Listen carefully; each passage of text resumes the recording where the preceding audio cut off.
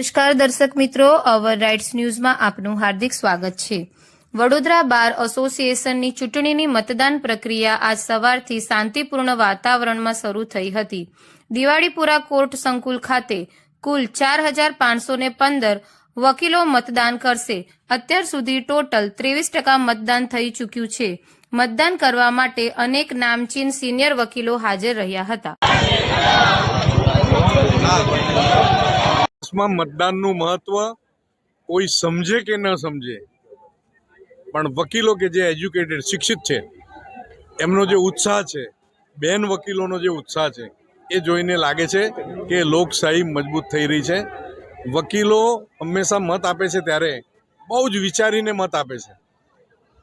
વકીલ જ્યારે બીજા માટે લડતા હોય અને વકીલો માટે લડનાર જે ચૂંટવાના છે એના માટે વકીલો ઘણા બધા ક્રાઇટેરિયા ધ્યાનમાં રાખીને મત આપે છે।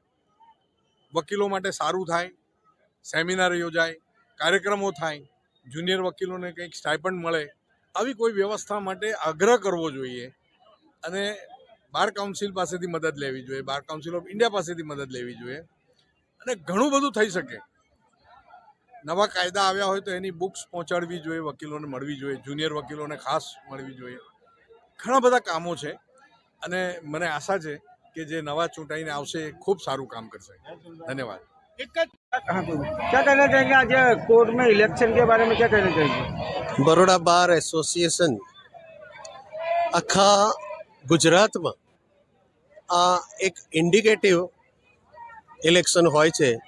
हाईटेक टेक्नोलॉजी साथेनु अहींया खूब ज सारी व्यवस्था साथे इलेक्शन कमिश्नरे खूब सवलतो साथेनु अहींया કેમ્પસ તૈયાર કરેલો છે વોટિંગ માટેનું અને દરેક ઉમેદવાર પોતાની રીતના કેનવાસિંગ કરે છે, એમના ટેકેદારો એમનું કેનવાસિંગ કરે છે, પણ જે લાયક ઉમેદવાર હશે એને જ લોકો વોટ આપશે, એ મારો અભિપ્રાય છે।